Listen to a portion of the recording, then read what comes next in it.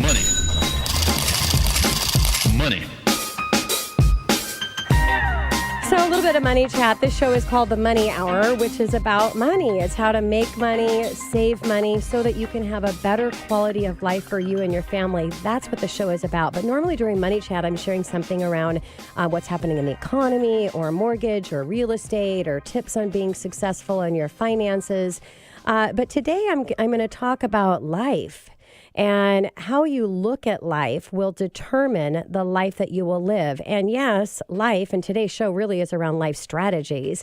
Life is going to determine the money that you're going to make. How you look at life and how you view what's happening every second of your day is going to critically impact everything around you. And that includes your success and your money. So I think it's just perfect with this special and different show because it does have to do, why we want to make money and have a better, so we can have a better quality of life for our family. So I want to share a poem that was written by a 14-year-old boy. His name is Derek Nichols from North Carolina. And the poem he wrote was on February 26, 19 in 2014.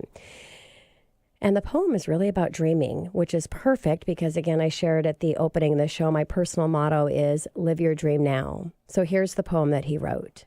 Today is the absolute worst day ever. And do not try to convince me that there is something good in every day, because when you take a closer look, this world is a pretty evil place. Even if some goodness does shine through once in a while, satisfaction and happiness do not last. And if it is not true that it is all in the mind and the heart, because true happiness can only be obtained only in one's surroundings are good, it is not true that good exists. I am sure that you can agree that reality creates my attitude. It is all beyond my control, and you will never in a million years hear me say that today is a good day. Wow. Morgan, what do you think of that poem? I can feel my heart tightening up. That's gut-wrenching. That's gut-wrenching. Yeah. It's devastating. And, so when I first read that poem, I thought, my gosh, this is written by a 14-year-old boy. Is he thinking of taking his life or, what's going on? But then after you read it, it tells you then to read the poem backwards. Now, I wish for all of you that you had a visual of this, but trust me, I am reading it backwards. And I'll say when I share this in my keynote, because I love sharing this poem. I'll share. I actually tried to rewrite the poem so that the words actually lined up on the lines correctly with the sentence, and it doesn't work. It has to be just as he put it on here. Otherwise, it doesn't read backwards correctly. So listen to the poem when you read it backwards.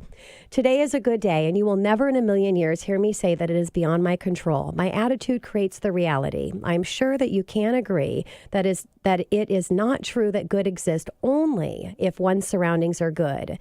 True happiness can be obtained because it is all in the mind and the heart. And if it is not true, satisfaction and happiness do not last. Some goodness does shine through once in a while.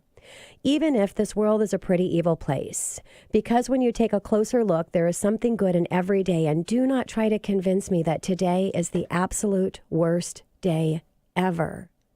Oh my gosh, I have had tears over this poem so many times, and it brings me to such a place every time that I share it with somebody that has not heard this poem before.